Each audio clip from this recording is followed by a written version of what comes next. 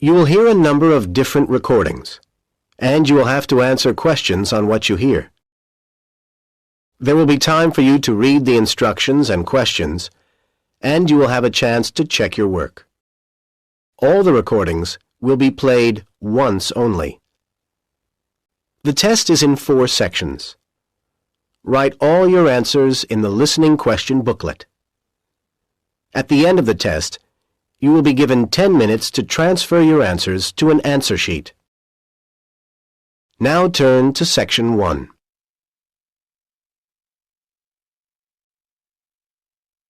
Section 1. In today's lecture, I want to look at one of Australia's least loved animals, but one that has an interesting history from which I think we can learn a fundamental lesson about problem solving. While Australia is famous for its many wonderful native animals, in particular the kangaroo and the koala, it also has some less attractive animals, many of which were actually brought to Australia in the 19th and 20th centuries. First, perhaps the most well-known introduced animal is the rabbit, brought originally by the early settlers as a source of food. Another animal to be introduced by the settlers was the fox, and this was for the purpose of sport in the form of fox hunting. But perhaps the most unusual animal ever brought here was the cane toad. Here is a picture of one. It's a large, and some people would say very ugly species of toad, and was deliberately imported to this country by the sugarcane farmers in 1935 in an attempt to eradicate the beetle which destroys the sugarcane plant. So, how does the beetle do this? Well, it lives in the cane and drops its eggs onto the ground around the base of the plant. The eggs develop into grubs, and then they eat the cane roots. This, as you would expect, is far from good for the plant, and the result is, of course, that within a short period of time, the plant dies. The problems all happened because in the mid-30s there was a serious outbreak of cane beetle, and the farmers became desperate to get rid of the pest which was ruining their livelihood. About this time, news was trickling in from overseas about a toad, which supposedly ate the beetles which killed the cane. It was reported that this cane toad, which was native to Central America, had been taken to Hawaii, where cane is also grown, and introduced with apparent success. So, with the backing of the Queensland authorities, the farmers arranged to import 100 toads from Hawaii. The toads were then released into the cane fields to undertake the eradication of the cane beetle. As predicted, the toads started to breed successfully, and within a very short time their numbers had swollen. But there was one serious problem. It turned out that cane toads do not eat cane beetles, and the reason for this is that toads live on insects that are found on the ground, and the cane beetles live at the top of the cane plant, well out of reach of the toads. In fact, they never come into contact with each other. Now, you may well ask, how did this terrible mistake ever happen? And the reason is quite simply that the farmers were desperate to find a way of ridding their fields of the cane beetle, and so they accepted the reports that had been written, without ever doing their own research.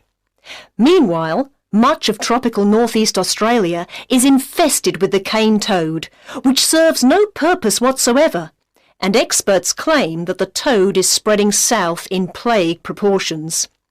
The added irony is that in 1947, just 12 years later, an effective pesticide was developed which actually kills the beetle, thereby ensuring the survival of the sugarcane industry to this day. Now, as agricultural scientists, we have to ask ourselves, what lessons are to be learned from this tale? And I can think of 3 main points. Firstly, one should never rely on claims which are not backed up by evidence, i.e., in this case, evidence that the cane toad actually eats the grub of the cane beetle and thereby kills the pest. Secondly, we should look very carefully at possible effects of introducing any living species into a new environment. And lastly, one should not allow one's decision-making to be influenced by a sense of desperation, which may cloud the issue. In other words, One should always seek objective advice.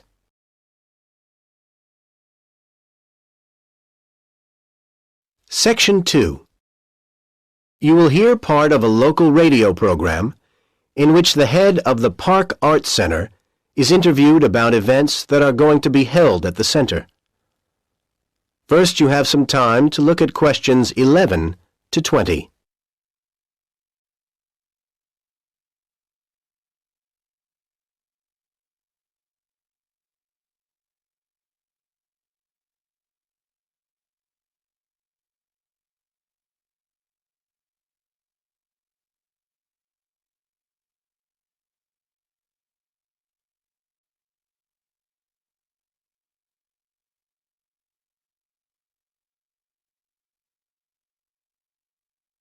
Now listen to the conversation and answer questions 11 to 20. And next on City Life this week, we have with us in the studio Harvey Bowles, head of the Park Arts Centre. He's here to tell us about forthcoming events at the centre. Harvey, welcome. Hello, thank you. So, what can we look forward to first at the Park Centre? We've got a very exciting programme lined up for you. The next event will start on the 18th of February and run till the 24th. Times for the event? Twice each day at 2:30 and 7:30 p.m. There'll be a folk music concert and we're sure this is going to be very popular. A range of excellent musicians are coming, some playing for the first time in this country. And for those who want a souvenir, or for people who don't manage to get to the performances, the foyer shop will be selling a CD showcasing the great talents of the performers. Sounds good. Yes, and then after that, our next event is starting on the 1st of March and runs for 8 days. There's a lot going on, so you'll need to look in the separate programme, which shows all the various times and so on. It also includes details of performers and ticket prices. You can pick one up from the foyer at the centre. Yes, this year we're hosting the Dance Festival again, and it's going to be even bigger than last year. It's become a major feature of the arts year, and many of the performances will be recorded on video and DVD. But nothing can beat the thrill of attending the events live. We have a great range of styles, performed by over 100 groups, representing as many as 4 continents. All I can say is book early, because many of the shows are going to sell out quickly. I'm sure they will. And what do you have for us after that? Well, then things get a little quieter, but no less interesting. From the 14th to the 20th of March, every evening at 8, we go into cinema mode, and we're showing a fine new film. I expect you've seen reviews of it. Love and Hope. Oh, yes, wonderful. Yes, and it's not just an ordinary screening. We're delighted that each screening will be introduced by a short lecture by the producer, who will also leave a little time for questions from the audience. Again, I recommend early booking for this. It's bound to be popular. I'll be there. Anything else lined up at this point? Yes, we've got a special one-day event on April the 2nd. The times aren't fixed yet, but I can tell you that we're having a singing competition. Oh, yes? There'll be a large number of entrants, and the talent should be impressive. And Channel 6 are coming, so the event is going to be shown on TV. So, come and be part of the audience. I'm sure people will want to. Well, Harvey, thank you very much for coming in and telling us all this. Details of all the events are on your website, aren't they? Yes, the address is www.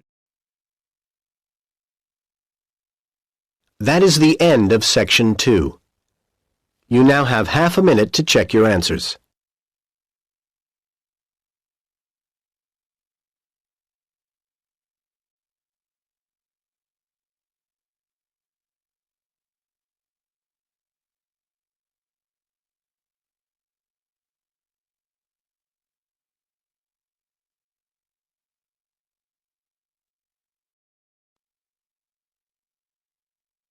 Now turn to Section 3.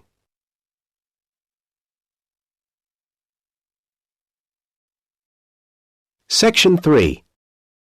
You will hear 3 students, Ben, Jane, and Tom having a discussion about their Architecture and Design Studies course. First, you have some time to look at questions 21 to 25.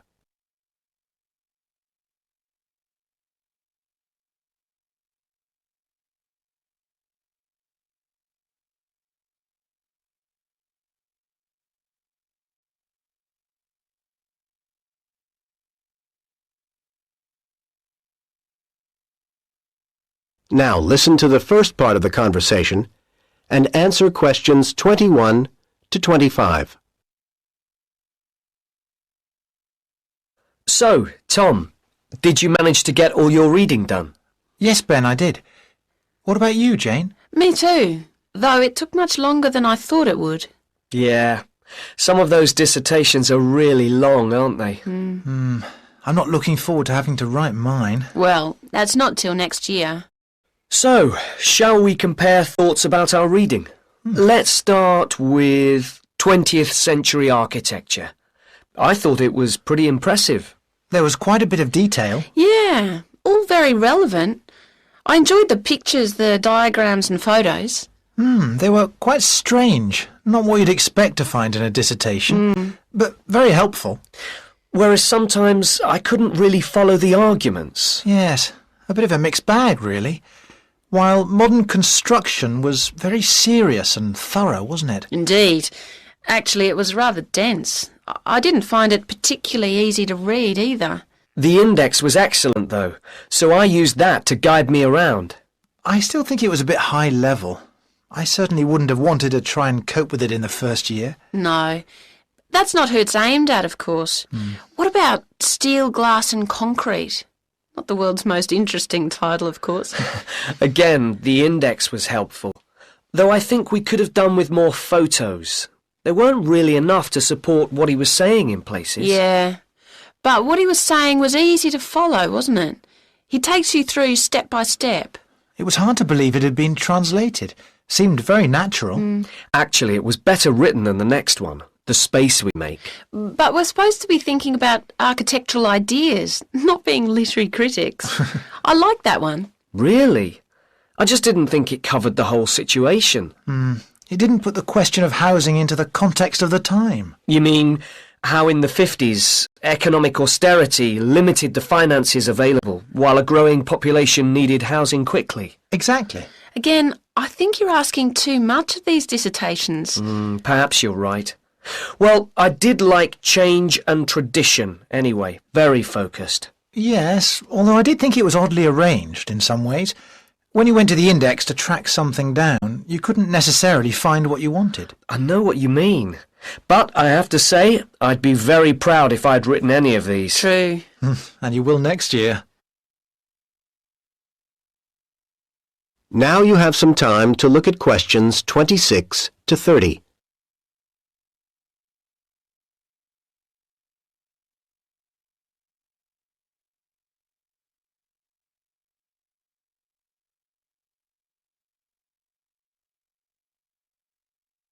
Now listen to the rest of the conversation and answer questions 26 to 30. Never mind next year. It's this year that's the problem. I'm never going to get this assignment done. Yes, you are. Come on, let's make a plan for you. Please. I'm just not sure where to go from here. I could look at city plans, study the layout of housing developments. I think you need a closer focus. The approach to small houses won't necessarily tell you what you want to know. You'd be better to concentrate on large private houses. Study the drawings of those. OK.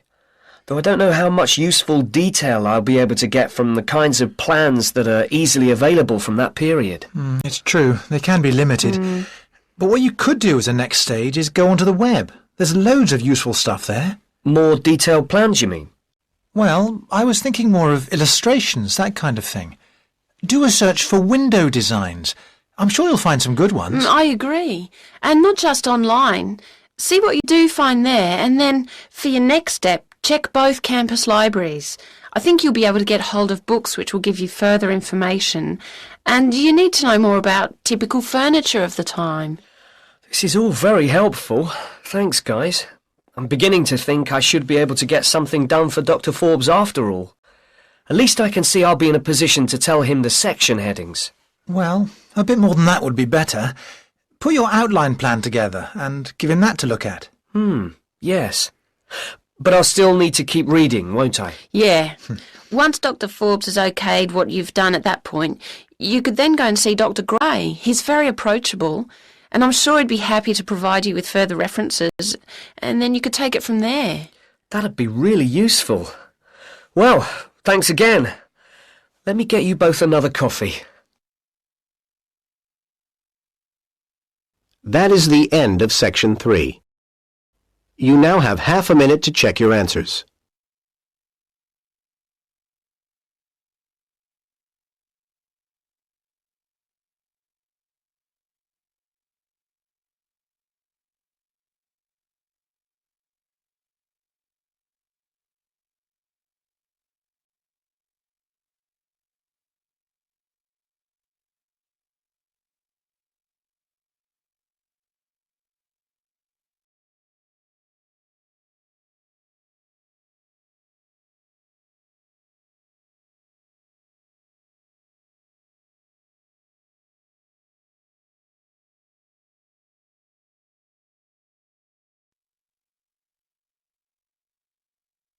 Now turn to Section 4.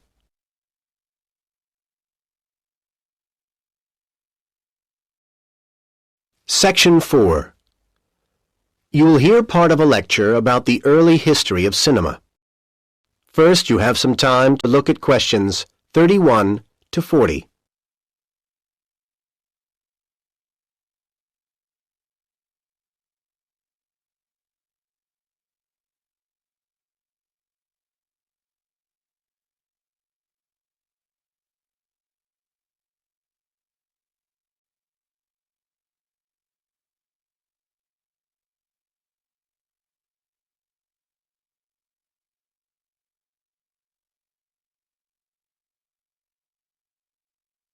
Now listen to the lecture and answer questions 31 to 40.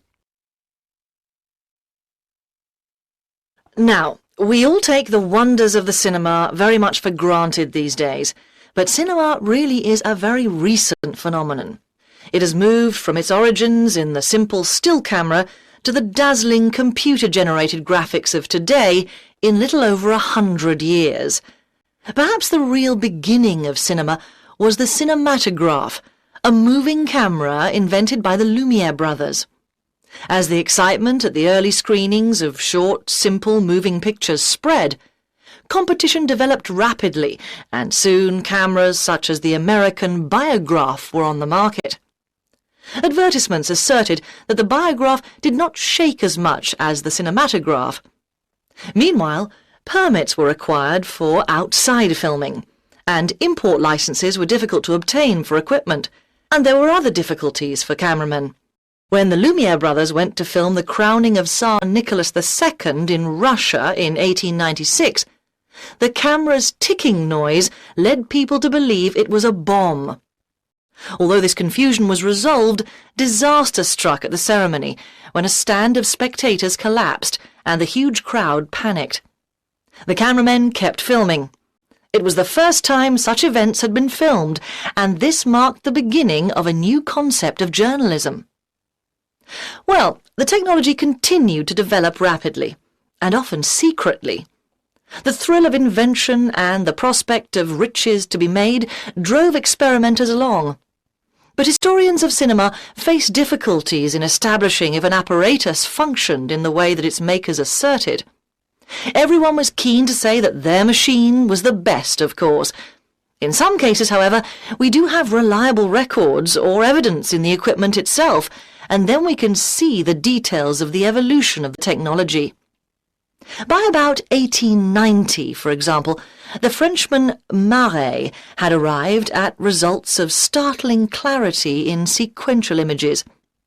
He also had the idea of recording images on a long strip of paper that unrolled in front of the lens instead of on separate plates, but he found it impossible initially to ensure that this strip would have regular movement.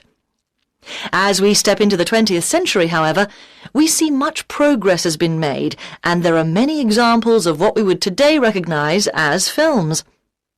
Questions of the art form were now as important as questions of what was technologically possible, and filmmakers searched around for ideas to draw on.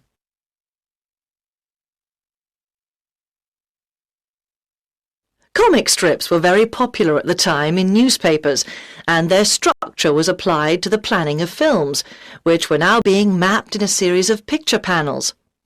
Different innovations were achieved by different types of filmmaker, with a certain amount of rivalry between makers of documentaries and makers of fiction films. One area where documentaries led the way was in the use of travelling shots, although of course fiction films adopted this technique in due course. Various sources for stories were developing, and each would have an impact on the way the story was filmed. For example, filmmakers started to use greater numbers of shots when chase films became popular, because they wanted to show the various stages of the policeman running after the bandit and so on. And it wasn't just different kinds of story that were driving filmmakers to think up new techniques. Other technology also played its part. The telephone was growing in use, and filmmakers came up with the idea of splitting the screen image into two parts to show telephone conversations. All this growing sophistication in the shooting of films began to make the whole process of creating them more challenging. The very first films consisted of single shots and were straightforward to take from shooting to showing them to audiences. However, as the filming developed into multiple shots, then editing emerged as an essential ingredient of the process. Cinema was growing up. Well, next I'd like to turn your attention to some of the issues that I believe were That is the end of Section 4. You now have half a minute to check your answers.